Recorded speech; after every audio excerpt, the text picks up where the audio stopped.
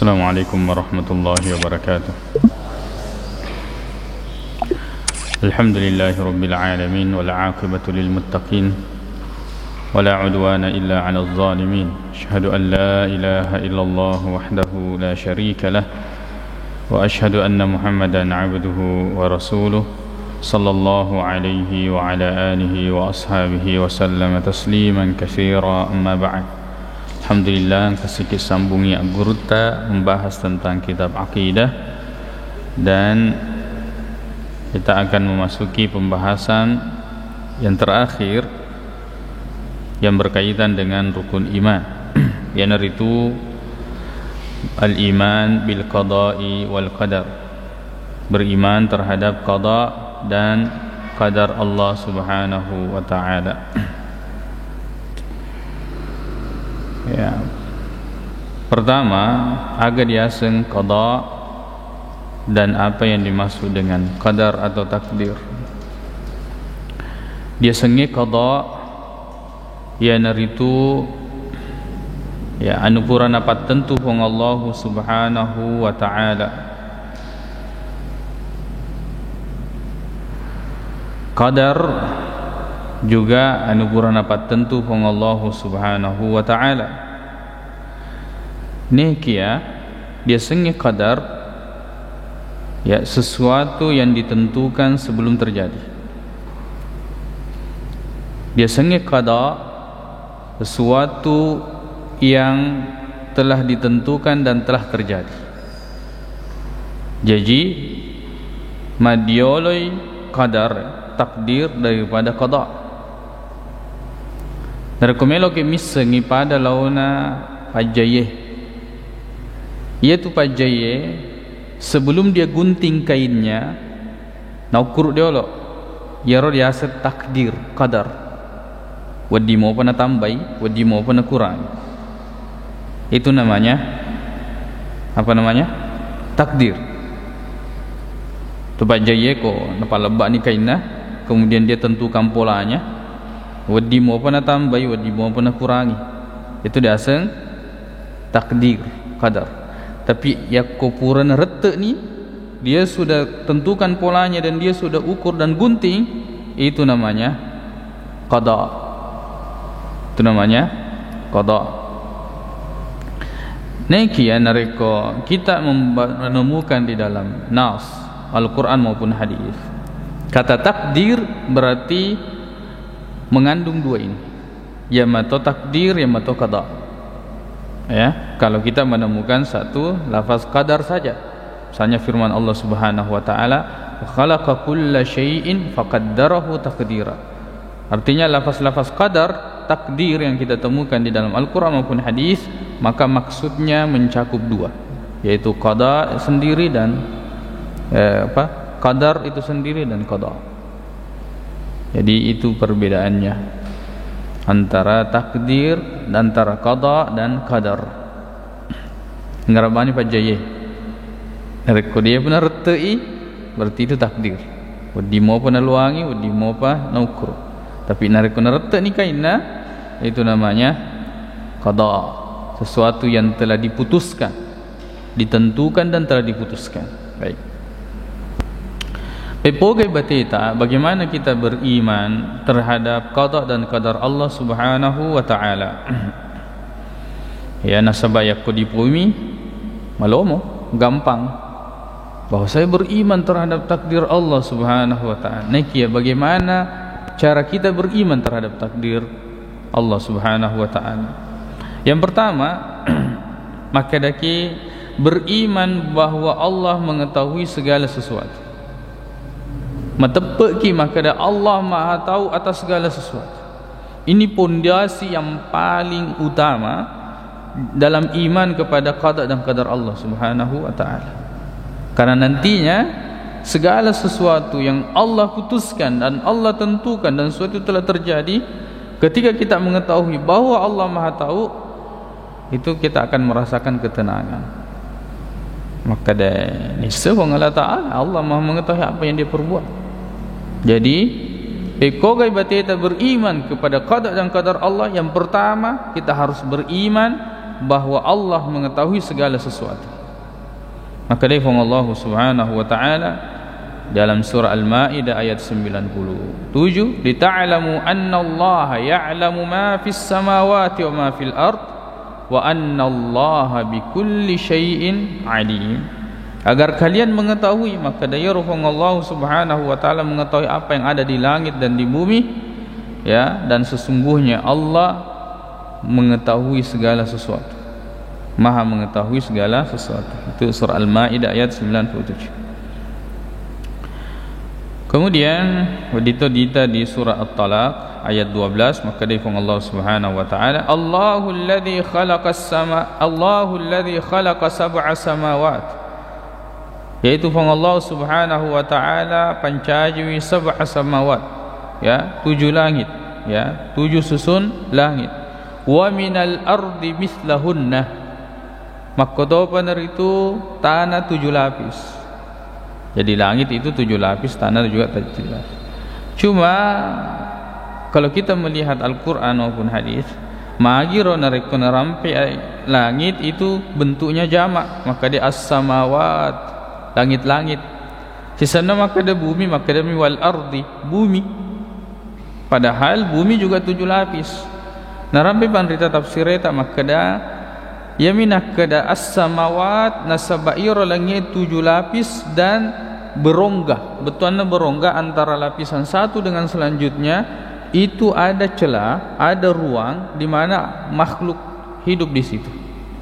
Kan kisah Isra Mi'raj, Nabi SAW di langit ini bertemu Nabi ini, langit 2 bertemu dengan ini, ya. Jadi dia 7 lapis dan antara lapis, ya, yang satu dengan yang kedua ada rongganya. Beda dengan bumi. Bumi memang 7 lapis tapi tidak ada makhluk hidup di situ. Jadi dia seperti satu.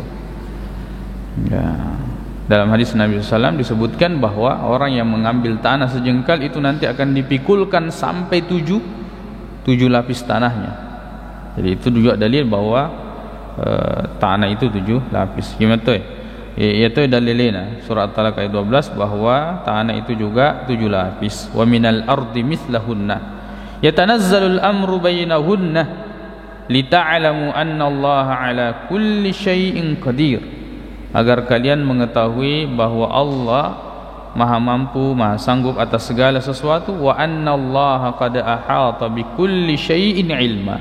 Maka dia Allah Ta'ala meliputi ilmunya, meliputi segala sesuatu. Ini dasarnya iman, fondasi yang paling inti ketika kita ingin memantapkan iman kepada qada dan qadarnya Allah Subhanahu wa taala. Makanya ayat yang tentang, ya, bahwa Allah Subhanahu yahabu liman yasha'u inatha wa yahabu liman yasha'u dzukur, Allah memberikan anak perempuan, anak laki-laki, atau memberikan anak kembar, atau Allah yang menjadikan seseorang tidak dapat punya anak. Kemudian akhirnya apa? Allah Maha mengetahui dan Allah Maha mampu. Ya, Allah Maha mengetahui dan Allah Maha mampu. Gampang Allah Subhanahu wa taala kasih keturunan, mudah. Ya, bahkan Nabi Adam ada tercipta tanpa ibu dan bapak, digagin do ambil. Hawa tercipta tanpa, ya, ibu, digagin do. Nabi Isa ada tanpa bapak, ya. Apalagi kalau misalnya Nabi Zakaria punya keturunan yaitu Yahya, ya, inni wahanal azmu minni, ya, washta'ala ar-ra'su syaiba, ya, sudah tua, dorok-dorok nih, kemudian rambut sudah putih beruban, tapi Allah Subhanahu wa taala anugerahkan keturunan, mudah saja. Kan tetapi Allah Maha mengetahui, maka dia kewarengi keturunan jadinya akan seperti ini. Jadi Allah Maha mampu, bisa Allah kasih keturunan, tapi Allah Maha tahu. Jadi Allah Maha tahu ketika diberikan keturunan.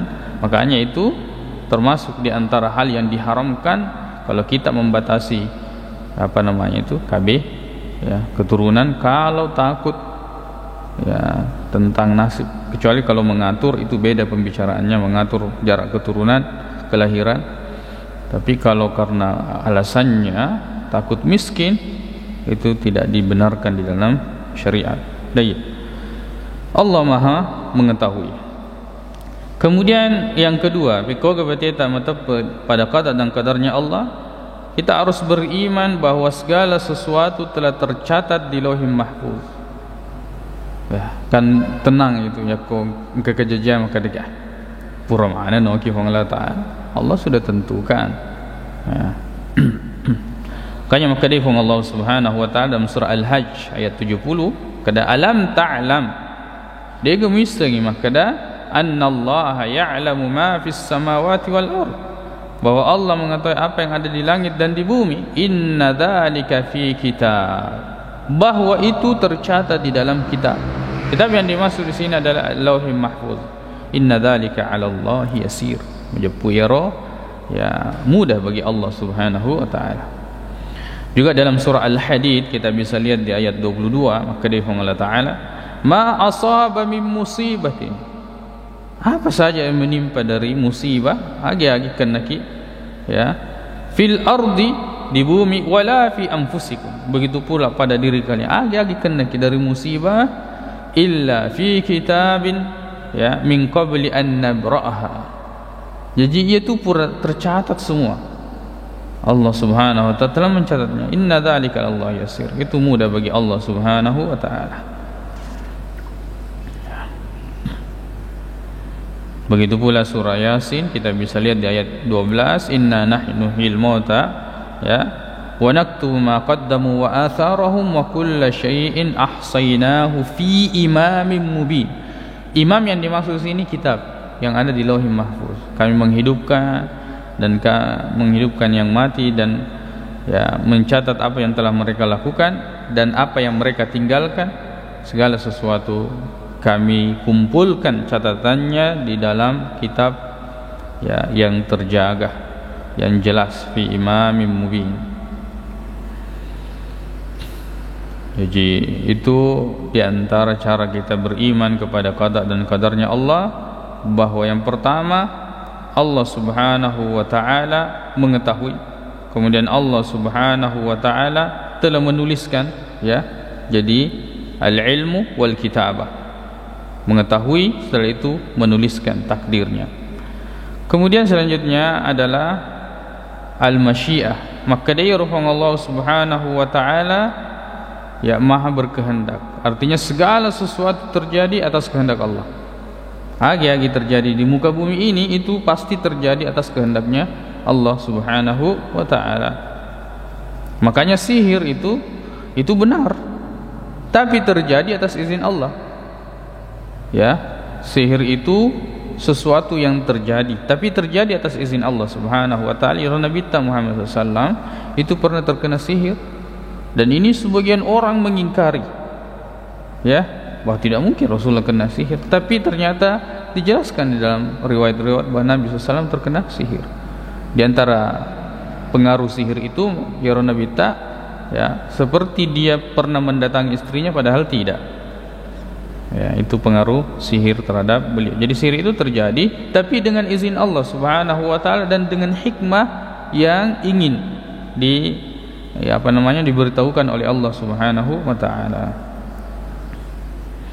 Kanya maka dia Allah Subhanahu wa ta'ala, innama amruhu idza arada syai'an an yaqula lahu kun fayakun. Ya Allah Ta'ala nakuna pueloi maka demi kun jadilah, maka jadi. Kalau demi jadi maka jadi. Jadi itu mereka ada kun Allah Ta'ala miwadi po adawi. Ya apa ini sebagian ya kong kebaca-baca pacapuran maka dia kun fayakun. Ya barakat la ilaha illallah kun fayakun. Jadi maka jadi.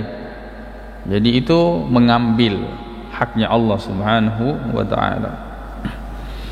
Kemudian maka dia Allah Ta'ala dalam surah At-Takwir ayat 29, wa ma tasyauna illa ayyasha Allah. Ya jiyaro elomu situru pis wa elona fang Allah Subhanahu wa ta'ala. Namu meloki narakudena melo fang Allah Ta'ala dia najaji. Tidak ada yang terjadi.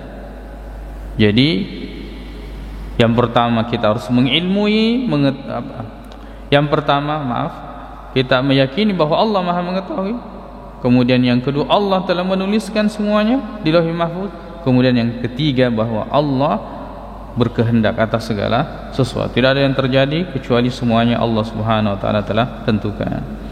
Kemudian yang terakhir barulah al-khalq, ya, bahwa Allah Subhanahu wa taala yang menciptakan segala sesuatu.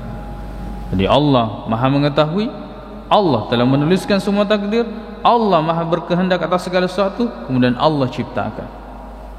Kemudian Allah Subhanahu wa taala ciptakan. Kadifung Allah Subhanahu wa taala dalam surah Al-An'am ayat 102, "Dzalikumullahu rabbukum la ilaha illahu." Bahwa Allah Subhanahu wa taala Rabb kalian, tidak ada Tuhan yang berhak disembah kecuali Allah Subhanahu wa taala. Khaliqu kulli syai'in, yang menciptakan segala sesuatu. Fa'buduhu, pada sumpah kilur pun Allah Subhanahu wa taala, wa huwa ala kulli syai'in wakil. Allah lah yang memelihara segala sesuatu.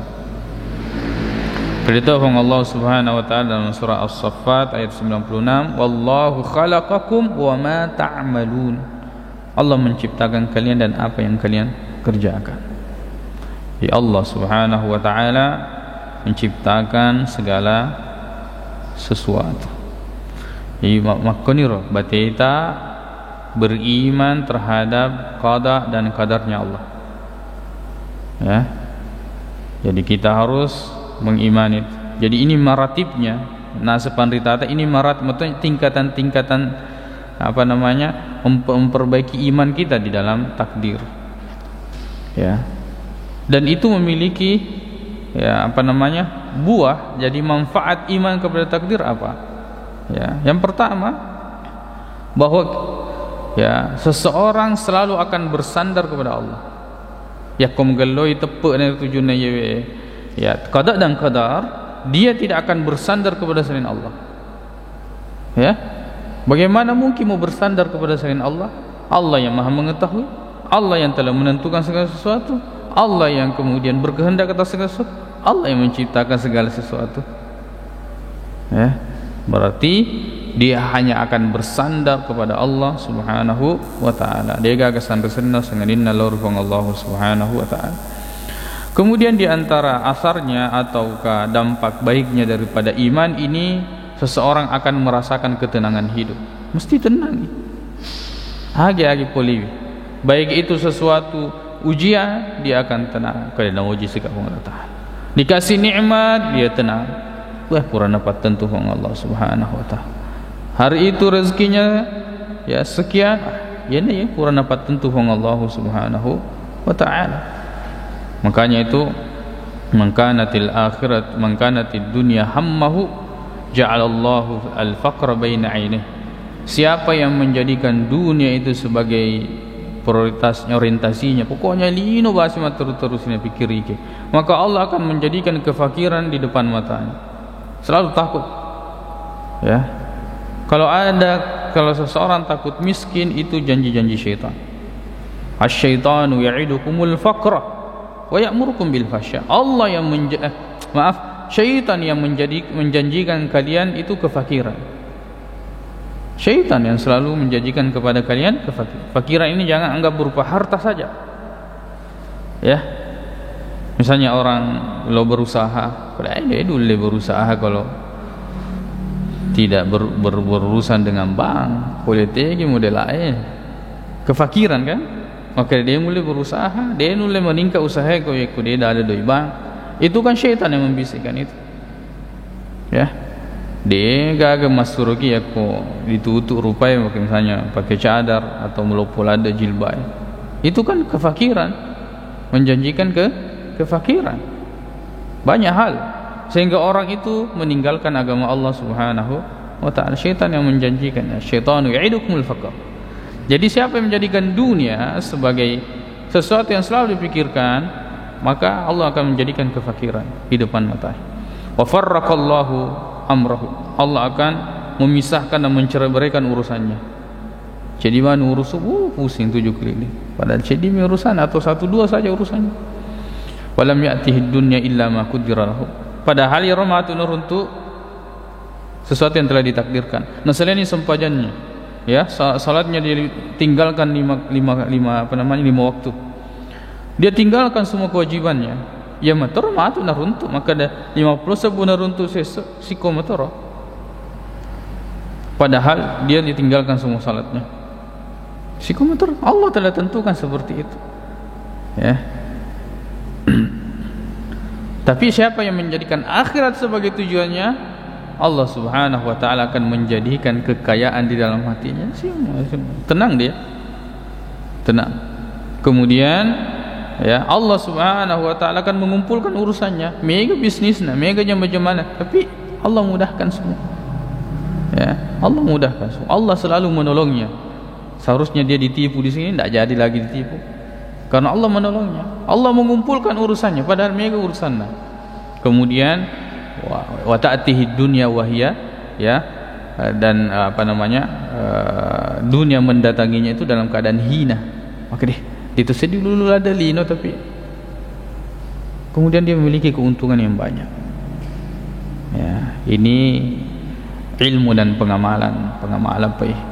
Ya, namu biasa di semeto pada sengenan ya, tetap ya susah untuk menjalankannya. Tapi ya, bermohon kepada Allah Subhanahu wa ta'ala agar kiranya memudahkan kita untuk menjadikan akhirat sebagai tujuan. Akhirat sebagai tujuan. Jadi akan iman kepada qadar dan qadar Allah akan melahirkan ketenangan hidup. Kemudian tidak mudah seseorang kemudian kagum terhadap dirinya. Tidak mudah. Nah, sebab mau kagum bagaimana? Misalnya dia memiliki jabatan yang tinggi atau kekayaan yang melimpah. Mau kagum bagaimana? Maka dia setelah mau begini dalil itu nasab anak tentu Allah Ta'ala. Allah kasih, coba kalau tidak. Allah yabsutur rizqa liman yasha'u wa yaqbid. Allah Subhanahu wa yaqdir. Allah Subhanahu wa ta'ala yang melapangkan rezeki bagi siapa yang dikehendaki. Allah juga yang membatasi rezeki bagi siapa yang dikehendaki. Jadi bagaimana seseorang bisa menyombongkan dirinya? Dinulai ketika imannya kepada takdir Allah Subhanahu wa ta'ala itu baik. Kemudian akan ya, di antara hal yang paling ampuh untuk mengobati hati adalah takdir untuk Allah Subhanahu wa ta'ala. Ya, yana tu narek kalau kima bene peima tufa guru bene tak ditujuna je takdir. Ya cepat diseng aja. Ajarkan tentang takdir. Nah, sebab mesti dia imani itu, maka dipurana paten tu Allah Ta'ala. Namun lo meloki narkodena melo Allah Ta'ala dia kejajian. Namun kita tidak mau, tapi napuelo Allah Ta'ala kejajian. Jadi maka di narko napuelo Allah Ta'ala. Dewelo ya, tapi napuelo Allah Ta'ala maka kira-kira. Tapi butuh ilmu dan keberanian untuk hal-hal yang seperti ini. Insyaallah yassarallahu ala kulli hal. Jadi dalam masalah iman kepada takdir ini harus diajarkan baik-baik, karena yaitu narekona huleki musibah, hantaman pertama kepada iman dan akidah. Itu hantaman pertama, mesti akidah tak dulu yang digoyangkan. Nah, huleki musibah, misalnya ada usaha, misalnya pengusaha kapal, telek kapal anak, ya, pengusaha ini terbakar ininya, ini meninggal dan seterusnya, mesti yang pertama digoyangkan itu adalah. Tapi kalau dia bagus imannya kepada takdir Allah Subhanahu wa ta'ala, subhanahu wa ta'ala, ya, mendengarkan berita kematian, innalillahi wa inna ilaihi, ya, pundangan Allah Ta'ala. Nasangugien nacabu ni tanda-tanda Allah SWT. Seperti itu, kita mendengarkan berita-berita seperti itu akan ada ketenangan yang menghadirkan pahala. Nasabah semakin iman kita tumbuh kepada Allah Subhanahu wa ta'ala. Jadi dia diremehkan tentang iman kepada takdir, qada dan qadar Allah Subhanahu wa ta'ala. Insyaallah skematus sambungi pembahasan tentang kitab ini dan kita akan masuk pada pembahasan yang baru. Dan ini tidak kalah pentingnya, ya, masalah-masalah yang kami telah, ya, himpun di dalam kitab ini, yaitu pegangan terpenting di dalam beragama. Ya, pegangan terpenting di dalam beragama. Jadi pipo berarti tak beragama, ya ada sekitar 20-an poin penting. Ya. Misalnya agama Islam telah sempurna, tidak butuh tambahan dan tidak boleh ada pengurangan. Ya. Kemudian apa yang bukan perkara agama di zaman Rasulullah, maka hari ini pun sampai hari kiamat bukan perkara agama. Ya, misalnya semua ajaran Islam benar. Yang itu kita akan jelaskan satu persatu. Ya, kemudian cara beragama yang benar adalah sesuai dengan Al-Quran, Sunnah dan pemahaman serta pengamalan para sahabat.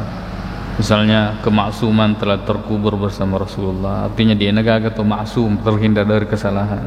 Jadi ustaz siapapun, syekh siapapun tidak ada, pokoknya mesti ada kesalahannya. Ya, siapa itu Nabi?